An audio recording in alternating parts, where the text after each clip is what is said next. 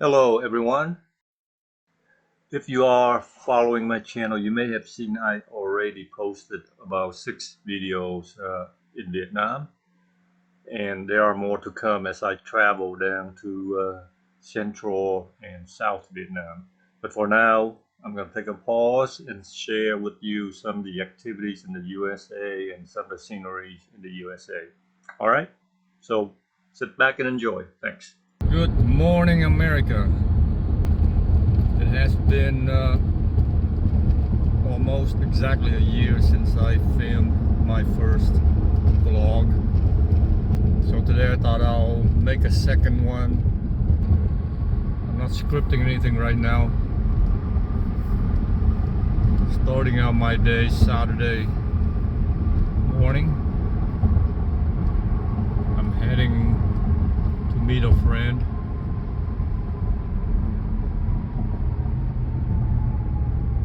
So I'm driving there. It's about half an hour away. It's a beautiful sunny day. It's about 30-some degrees Fahrenheit. So it's much colder than about a year ago when I did the first vlog. That was in the evening, 7 p.m. or so.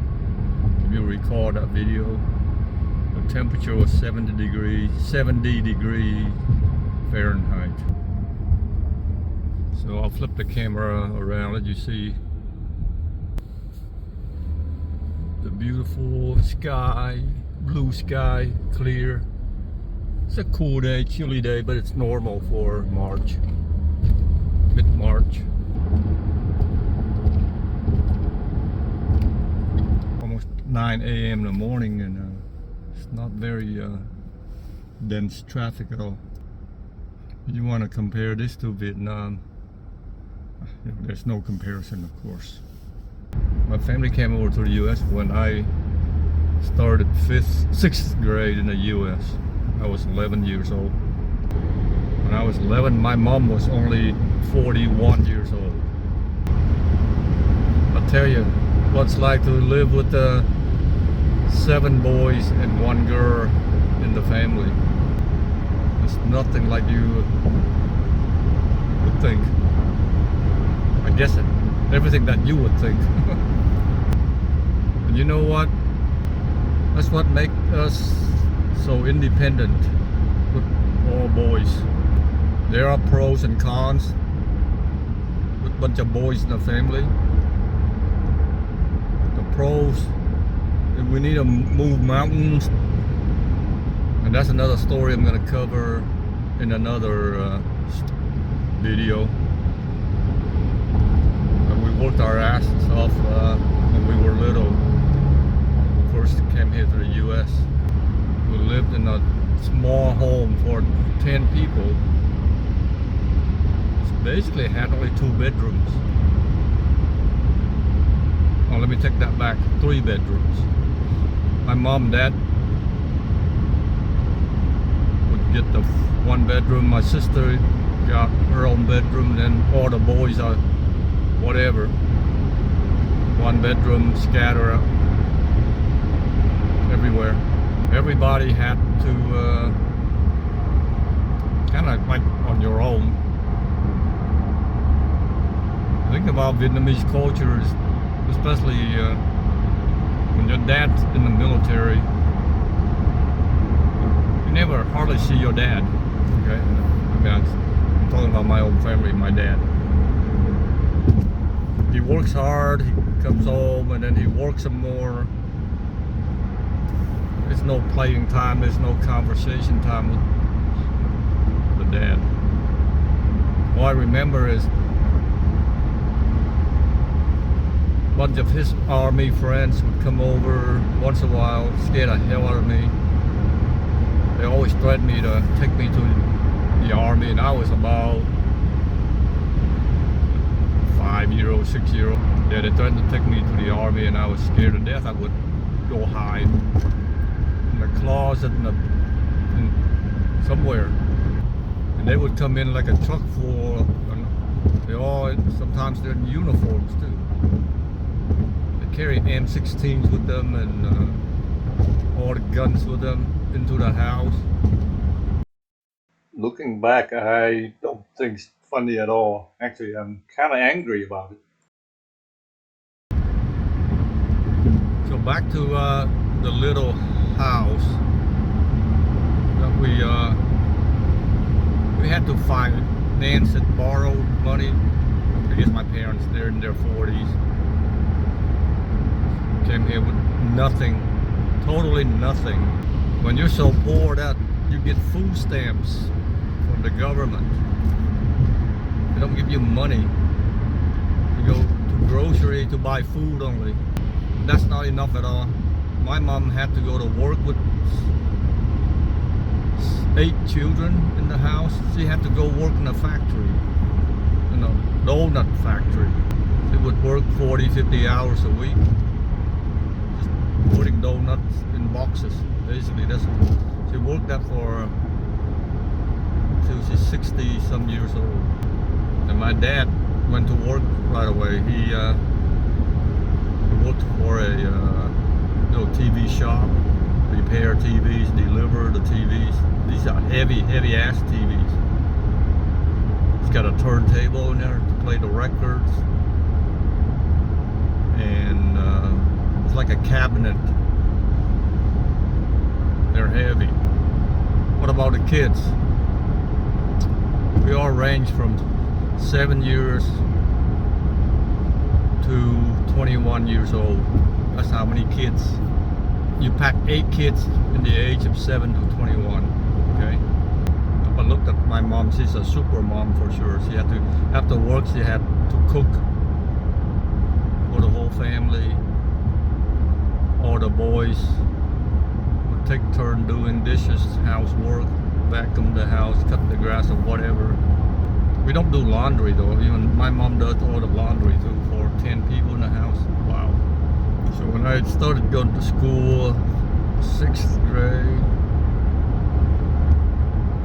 when you're poor, you get free lunch, but you have a ticket. You go lined up at the cafeteria, you have to hand the ticket to the lady. And then you can, then they won't charge you. I don't know why I was so embarrassed to use the ticket. I often skip lunch because my friends, behind me or in front of me. So I would try to go eat by myself when people are not around. And my brothers in high school, we were in the same school, so we don't speak Vietnamese in front of the American kids. We're afraid they might make fun of us. Like hearing strange language. And they have done that. They have done that. They would make funny noises like mimicking we are speaking to each other. That pissed the hell out of me. Back then, discrimination, prejudice is a little more pronounced. That's why I don't go anywhere. I don't go to the mall because if I walk down the middle of the mall, there'll be some assholes would make fun of maybe being an Asian. What else? Like I said, my channel, I'll tell you all the pros and cons, all the successes, all the failures, all the obstacles. So with that, we were so poor. The church, the First Baptist Church, sponsored our family over. The people there were wonderful, of course. They set us up to help us with the first step in the U.S. At first, they would give us rides to places, like go groceries and all the necessary trips. So yeah, I'll give you an idea of the traffic around here. So I'm meeting my buddy for breakfast. This is a typical Midwestern American breakfast place.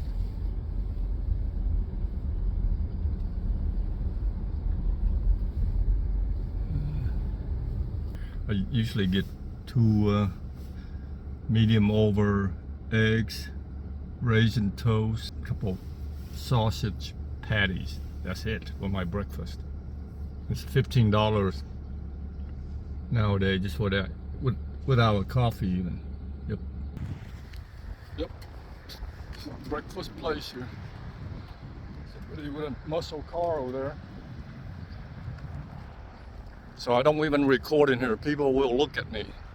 That's why I don't record in here. These small town people, you cannot vlog in here. So please understand. I even said I don't record in here. People feel uncomfortable. So today's only the big guy, my buddies, and I here for breakfast.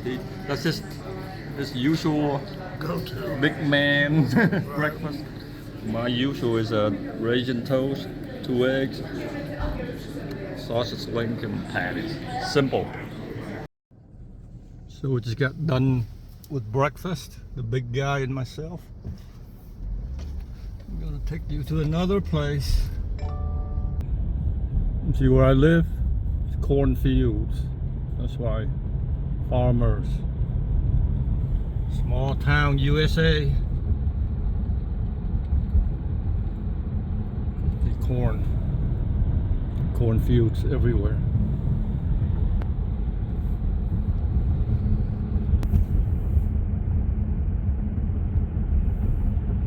Just got done eating breakfast. I think if I actually had the camera on, people would look at me funny, so I didn't record inside, except for my food and the big guy's food. Okay, gonna park here. Let's get out. Turn the car off. It's a very sunny day. You can see.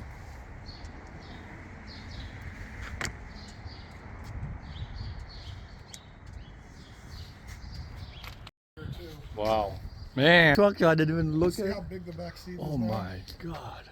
So it's got a full size. Brand new? Yeah. Wow. Jeez, I didn't. So there's plenty of room in the back now. It's huge. Yeah. It's a Duramax diesel, huh? Yep. Decent mileage, gas mileage, Yeah. fuel mileage. Yeah, they get pretty good because it's a diesel. I like it. But just look how high the hood is on it. I mean, this thing sits up. Oh yeah, you know the big guy is what? You 6'4"? Four. Look at. Can't even hardly get the hood area. You look smaller compared to the truck. And the Allison transmission, Duramax. Z71. Whoa. it's got a fifth wheel, already bolted up for a fifth wheel, with all the connections for towing right there, and it's got the 120 plug where you can plug in whatever to it. Cool. This thing is like going down slowly. I've never seen it like that before. Watch this. Power? Oh wow.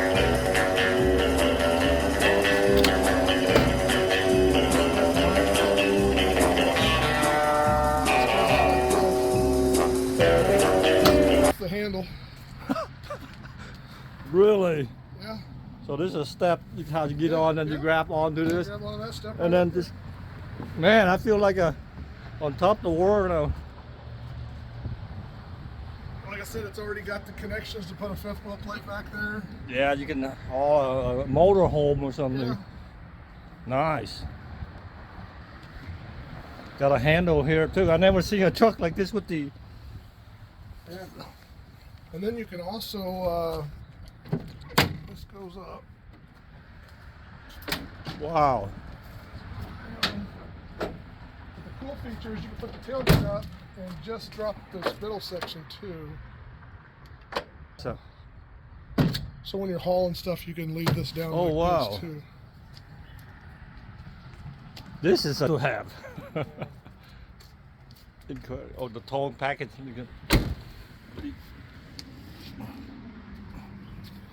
Oh yeah. Can I see the engine? Since I'm an engine guy too. Yeah, it's stuffed in there. Get a little bit inside it later on.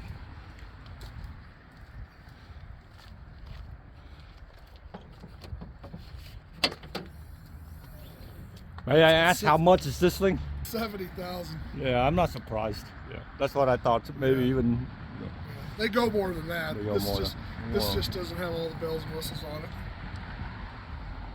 So it's turbocharged. I'm pretty sure. Is Yep. it single? Yep, yep. Okay. 6.6. Duramax. Is it Cummins or It's GM's. it's GM? Yeah. So modern, you know, so nice looking. I can see myself next to the truck. Yep. She'll pull about anything I need to. Very nice, big guy. Very nice. Right here so I can see.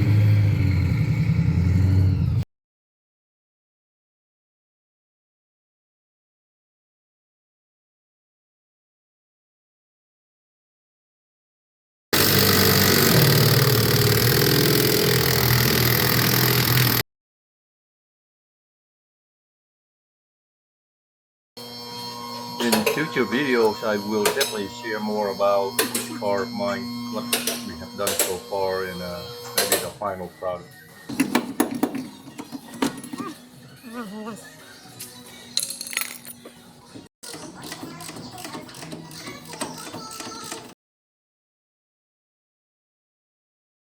For today's work, we removed the tires, all the lug nuts, the shocks, the suspension system like the tie rods, the brake discs, the brake calipers, all the brackets, and all the fasteners. So we are upgrading this vehicle to newer parts, so stay tuned for the next video.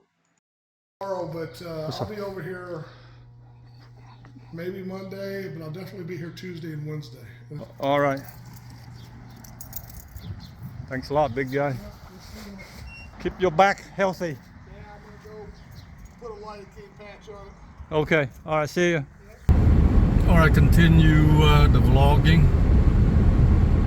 Spent 3+ hours in the shop, as you can see, working on my car with my buddy there, the big guy. Yeah, back to the early days when we came here to the U.S.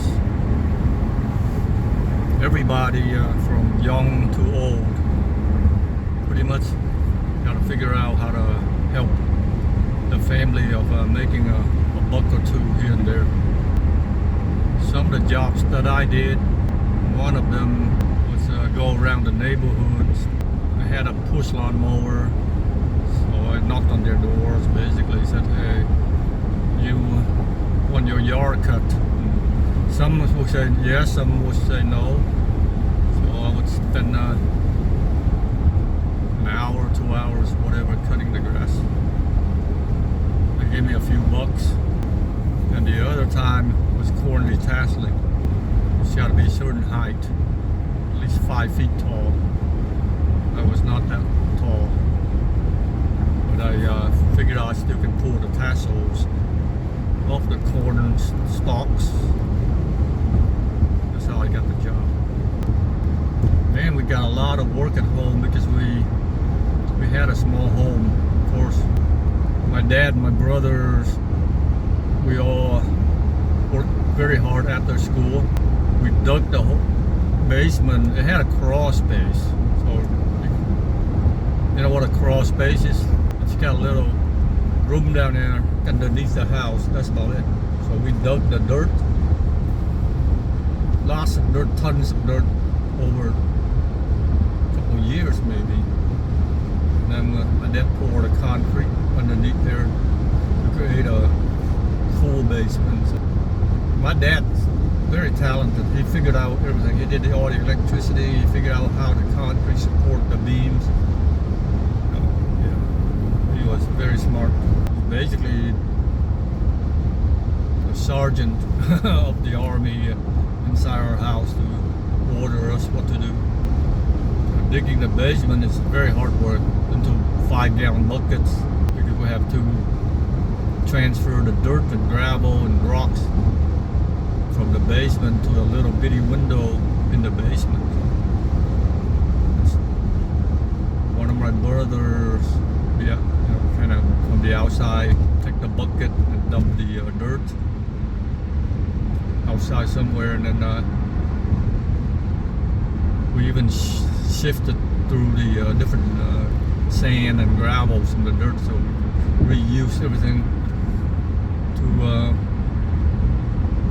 to make our own concrete or sidewalks and repair the driveway, whatever.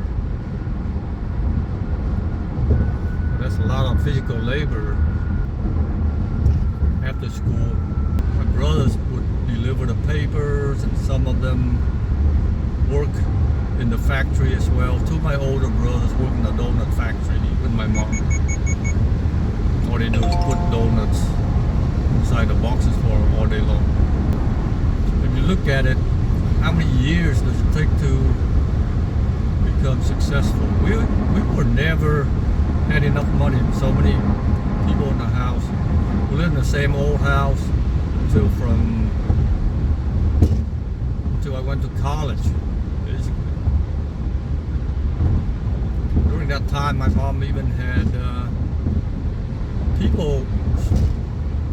They're not even a family, but they're like friends and relatives come over to live with us. We had an uncle, we call him Uncle Tutan. He's just a family friend. Attending college, didn't have a place to stay. So our family let him stay in our house, so he became part of the, we call it Jayabin. Blending in with all the brothers, sleeping in the same room. And you imagine 7 boys trying to share living space with another guest. In 6th grade, I played soccer in the school, after school, in a team called Red Lightning. So it was a structured team. Yeah, the church gave us rides. Didn't need rides to practice and so forth, so I'm forever grateful to them. My parents never saw what the kids did in school or extracurricular activities or anything like that, and we never told our parents what's going on because we know they don't have the time anyway. My mom and dad both work full-time.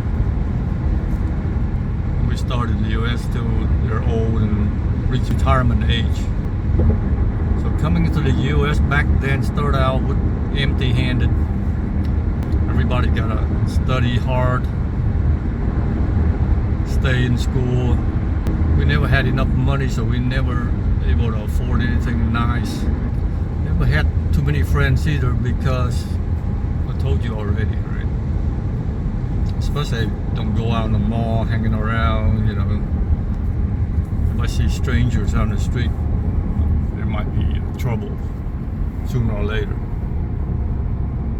Being Asian, the town that I live in, small town, it's about 30,000 people, mostly white folks. I didn't have a lot of friends, basically. Well, as far as growing up, there were times when we got into physical fights. Of course, the big brothers always beat up on the little brothers. That's just the way it is. The big brother's always stronger. When you can't fight them, you would use words against them, and that really make them mad. But really, that's when we were kids. By the time, a few years later, once in a blue moon, there might be a fight broke out. And when the kids are older, the fight would get more dangerous, right? And my mom would not tolerate that. And when my dad came home, she would tell him what's going on, who did what. And I have to face my dad. Yeah, we all have to face my dad. Punishment, maybe by a belt, slap on the face. We are teenagers, okay? When you get slapped by your parent, you get pretty angry. Even you don't say anything out, you don't cry, you just get really angry at your parents. Yes, after a while, you kind of forget about it, but you don't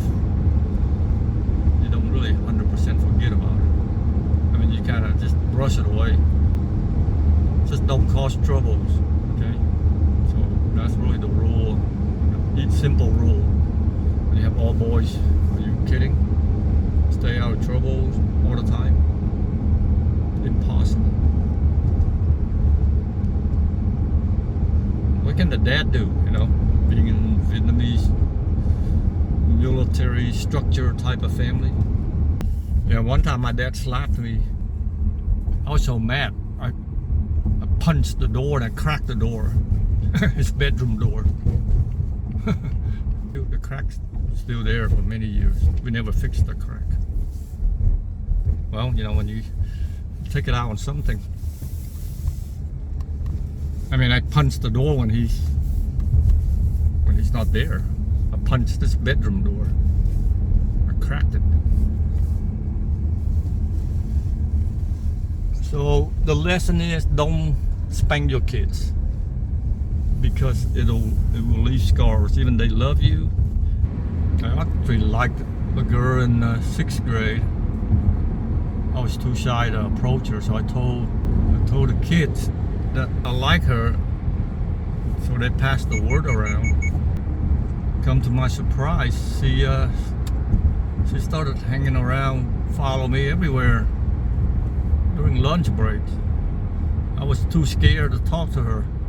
I wish I had the guts going back to fix all that, but you know, that's the fact. Her name was Michelle. Yep. She was really cute. She basically not shy at all. She would follow me, waiting, say hi, but then I don't know why I was so shy. Anyway, maybe I guess that's part of life.